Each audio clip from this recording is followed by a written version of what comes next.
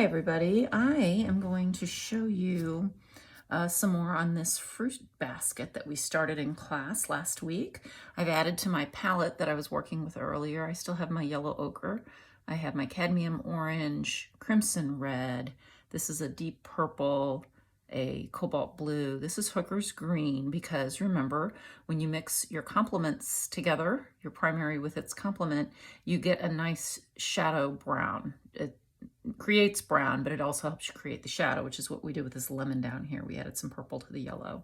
I have my cadmium yellow, and then the colors left over from other projects. So we can get started here. I do not have the picture in front of me, which I think can sometimes be a good thing for me because then I just paint what I want instead of what I think I have to see. So I am going to start by making this peach come to life. So peaches are typically orangish, right? And I'm going to do some of these in layers. So I'm going to bring my orange, it's a very bright peach, around. And again, watercolors will allow me to get rid of a harsh line. If you are one of the students that picked up acrylic paints instead of watercolor paint, you can water them down, use them as watercolor, but you won't be able to come in and soften lines after they dry. So you need to keep that in mind. I've just gone and grabbed a little more water in order to pull this pigment down. And I'm going to rinse my brush because I want this area to stay pretty bright. I want a nice highlight there. Probably might even add some yellow later. If I'd kept all that orange on my brush and done what I'm doing now, it would have just filled that area with orange. So now I'm just trying to push the pigment to the side. Right now I'm trying to get it over across that pencil line that I put in. It's very faint, but I can see it. Alrighty, there we go. Nice deep orange. It's darker down here because it's more concentrated.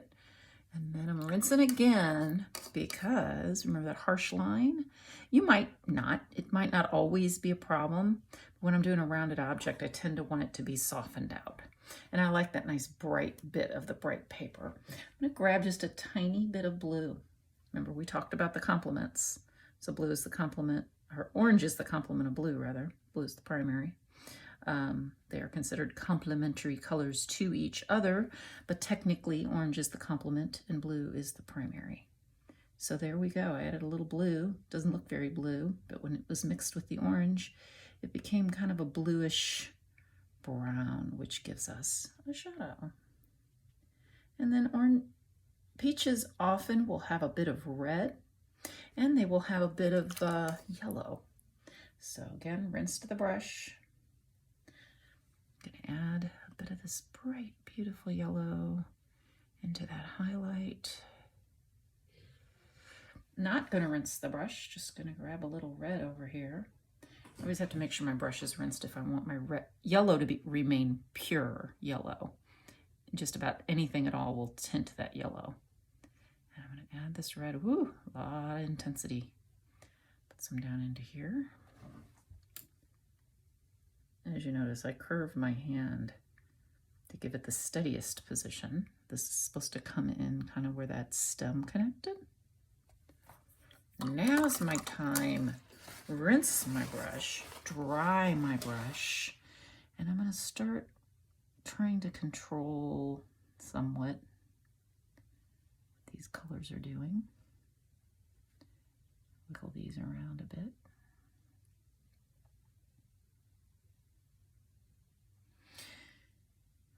These around a bit, and then again get this dark red to mix with the orange. It will cover that pencil line, and I think that's looking pretty good. I can always come back and add color if it doesn't dry the way I hope. I can take some color out if I need it. So there we go. Not sure I'm loving this bottom bit. Feels like it needs to be darker down there. Grab a tiny bit more of that blue. Kind of pop it in. Then we'll see how it dries. There, that blue adding with the red and the orange is now giving me more of a brown shadow, and I think I'm a little happier with that. Brush is rinsed again and patted dry.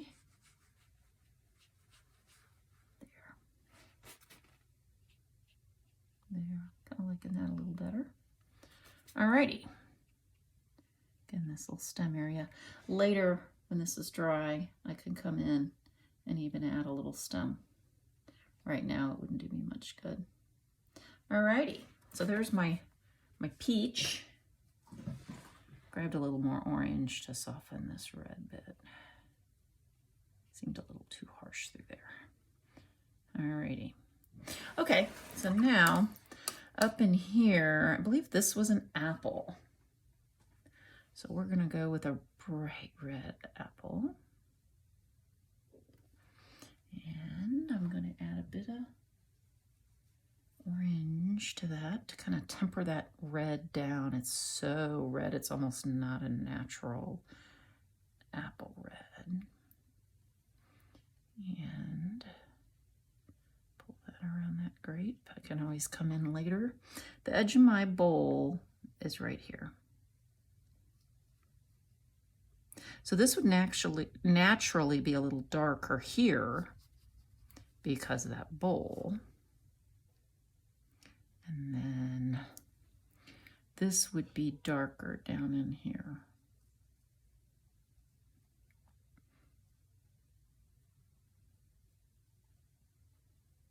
Okay.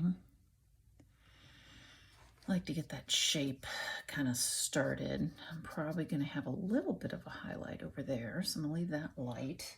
I'm going to grab a tiny bit of that green we talked about. Now the cool thing about apples is some of them are both red and green on the same apple. Like Bray Burns are like that, where you'll have a streak of intense green, but then you'll also have some bright yellow. And the added benefit that green is the complement of red, so that gives me a dark shadow. I can just pull this through here like this. I want to keep things loose and soft, so I don't want to have too much detail, but I want enough that you can definitely go, oh yeah, that's an apple. So yes, I'm coming over my grapes just a bit. Grab a little more of the green. Come back under here where it's gonna hide behind that bowl edge. I don't have the bowl in yet, but it's going to be there. And then I'm gonna come up and get this edge of the apple. It actually should come down a little more like that. If you're having trouble knowing how the apple should curve, you should draw the whole thing and then put the edge of the bowl in. And that will help you get that curve correct with how it hides behind that bowl. But that's a whole nother drawing class, isn't it? And we don't have time for both in here, but that doesn't mean you can't learn some of it. It all ties together. It really does when you're doing art. Okay, now I'm gonna get down in that stem area. Make that a little darker. There's always a highlight around the edge. You know how apples will have that kind of streaky bit that comes out? I've got a little bit of green on my brush, and then the red that is mixing in. And again, on this one, I will come back later and put the stem in. Not every piece of fruit on here will have a stem, but some will. Okay. This is just a rinsed, semi-dry brush. I come in and do that edge with. Same with this. This I don't mind a bit of an edge because I really do want that highlight coming down. And then up in here, okay, make a tiny bit more of that green.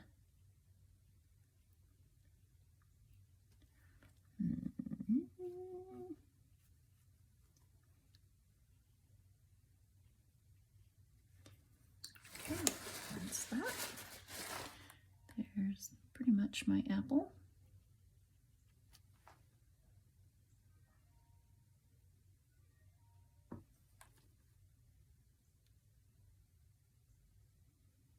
Okay, there's some apple. Alrighty, now I've got two more pieces of fruit over here. My peach is drying nicely. I could add this guy. I think this was another, I think this was an orange. This was like a green apple, and this is another red apple. Well, it's going to be now. So again, we're going to come around. This is going to be a little trickier because I have all those little grapes to contend with. However, oh dear, I just landed my hand on this peach down here. That's not a happy accident because I didn't want to take up that darker area. Okay, I can always add more if I need it later. But these grapes, I don't want to get red all over them. I can add a little grape color on top if I need to later. Oh, there we go. I'm doing all right getting around there. This might be an instance where getting it wet first with clear water around those grapes would be an advantage, because then the color would just flow into that area and that would just be easier. So here we go. There's our, darn, did it again. Did it again, did it again. I think I'm gonna have to put a little bit of shadow back in there. I used several colors to make that, so hopefully we can get it back in the right amounts. Need to watch where my hands are, huh? There, I think that'll work. Okay, back up here to this apple. There we go. Again, I'm gonna lighten the area that I want to be the highlight. And then I'm gonna come, grab my brush, grab a little green, put a little shadow in.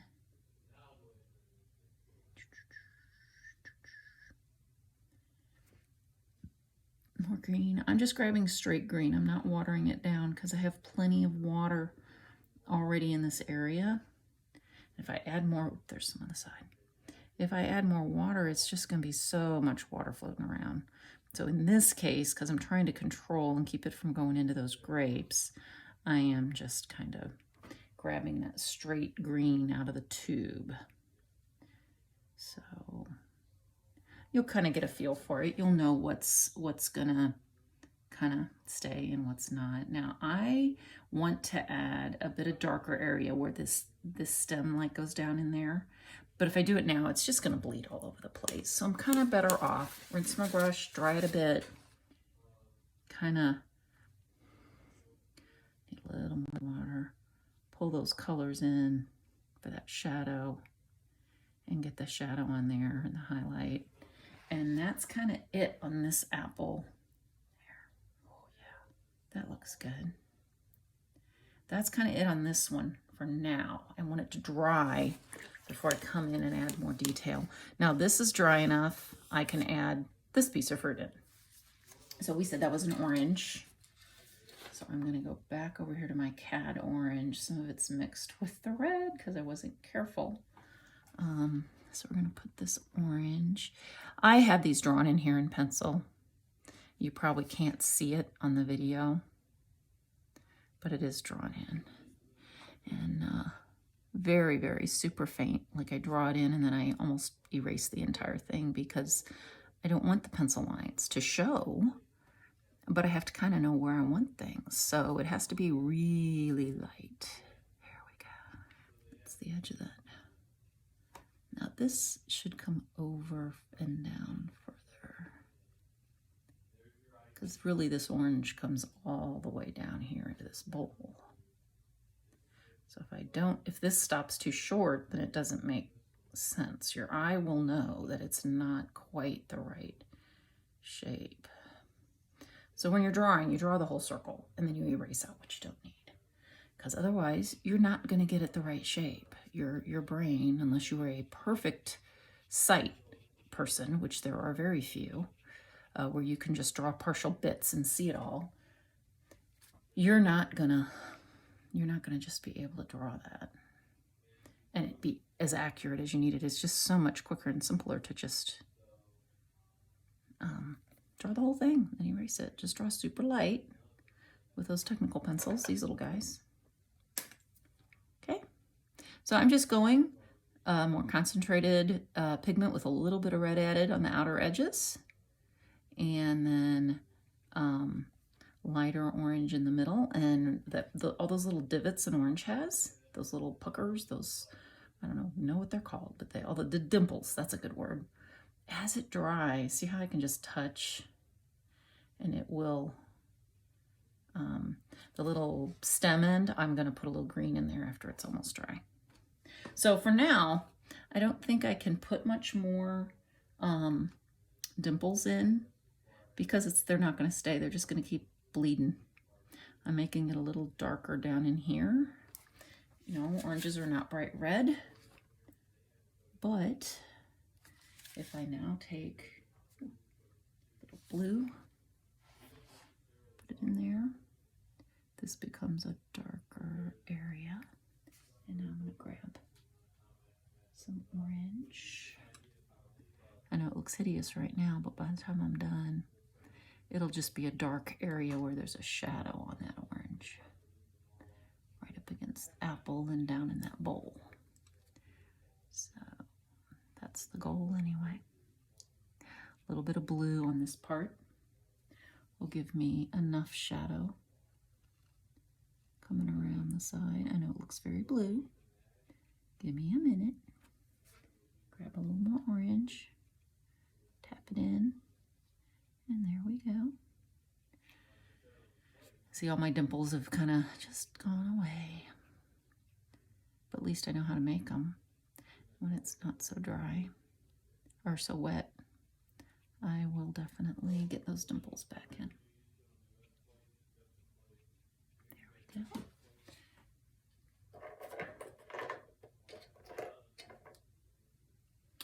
Where's my orange? There it is. I need more orange. I watered it down too much and I need some straight orange. There we go.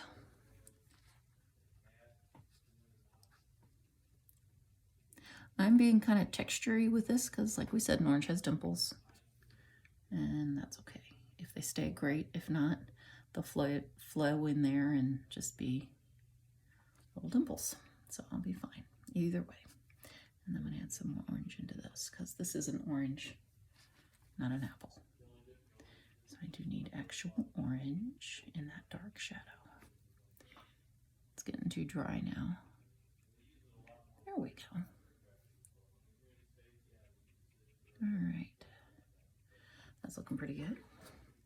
Kind of needs to dry a bit. And let's see here. I think I could add a little more purple into those grapes while we're waiting for the rest of that fruit to dry. And it was a mixture of a blue and a purple that we used last week. And I think I got that a little more blue than I needed to be. That might be. So this was the color I used last week. Ooh, it's pretty bright, isn't it? Not quite that same purple. Put a little more blue on it, and it might need a dab of red. So let's pull that. Let me see if I'm closer. No, a little closer. And maybe a tiny bit of red in there. And I think that'll do the trick. That's looking more like it.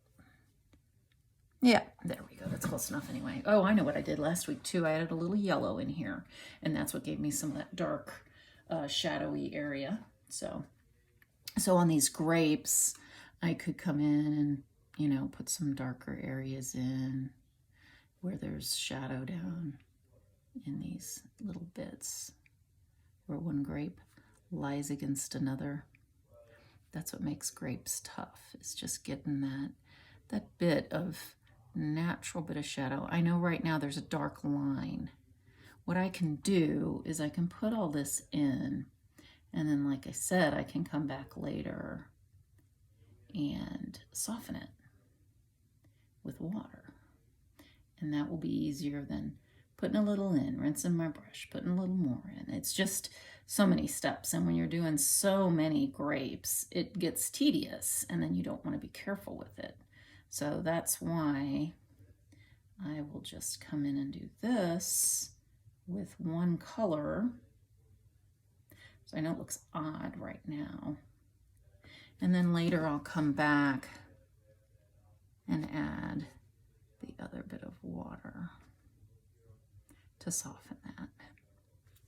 I'm still going in the direction the grape exists, though. We've talked about that before, that's something you have to consider, is that the grape is round. I'm not going to do straight lines across. I'm going to go in the curve action that the grape exists in to put this color around. Okay, alrighty, that looks pretty good. Because I know later I can get this softened, and I'll have to do it in steps too, because if I soften them all at once, I may run one into another. Some of them I may not care if I run one into another. So I will address that when I'm doing it. See? So that'll all be dry later, and it'll make sense. I'll probably have to do yet one more video, because this is a lot more tedious. There we go. Look at these.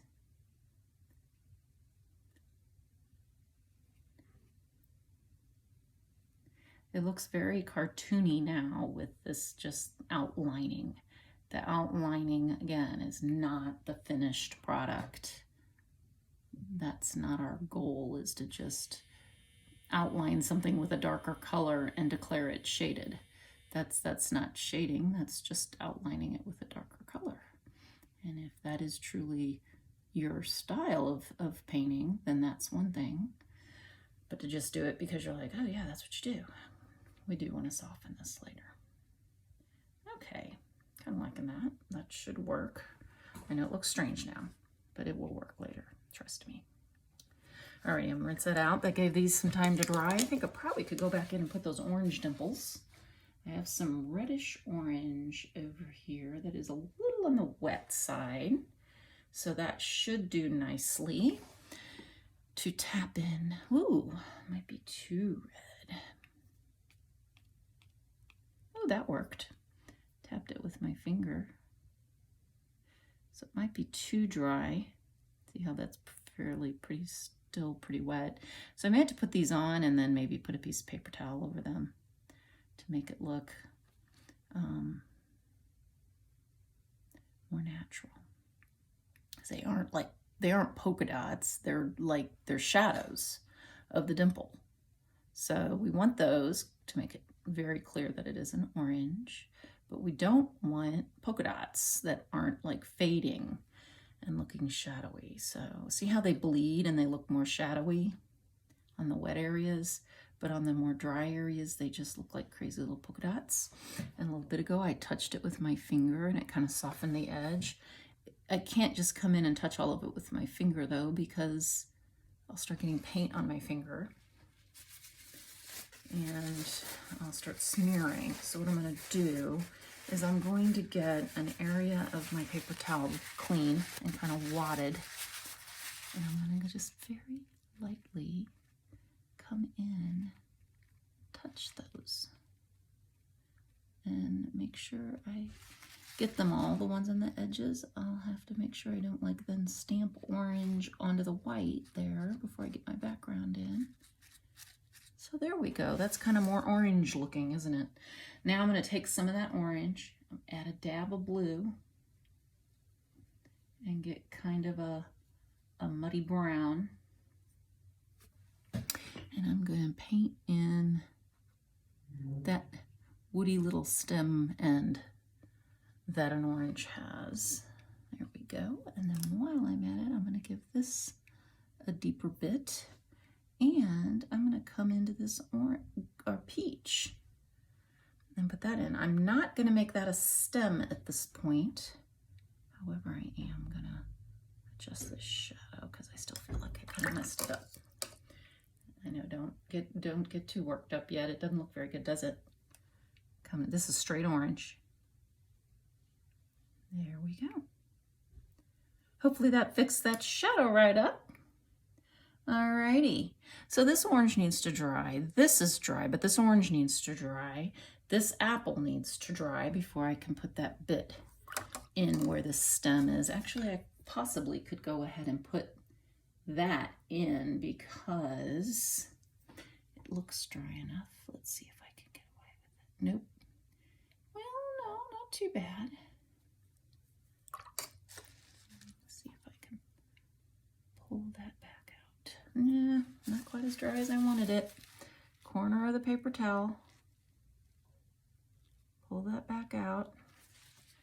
Put a tiny dab of red in. Let it dry.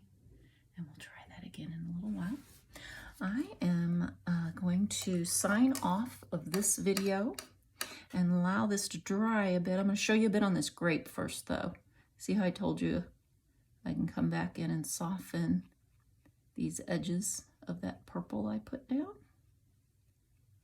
See? So I can do that. I just have to be careful to do it individually. So here we go. See? So you can start doing that if you wanted while you're waiting on other areas to dry. And you can, but you have to be careful that you don't like do areas that are touching each other in here. Like I could do this bit and then not do the other bits next to it. You could also, while you're doing this, grab more purple if you need it, and then go ahead and play with how much water you want on it and how you want it to be shadowed. So you could be working on that as well while you're waiting for these other areas to dry. So I'm going to let that happen, and I'll probably work on some of those grapes off camera since now you know the technique. See how I'm just kind of wiggling? I might switch to a brush too that has a maybe a stiffer tip, like maybe a filbert would allow me to get in there and like scrub out that edge when I want. See? So there we go. See? And then that needs to be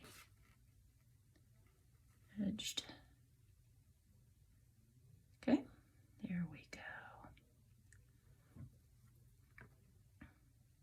Okay, well, I'll be back with another video to show you a little more on how to finish up this painting.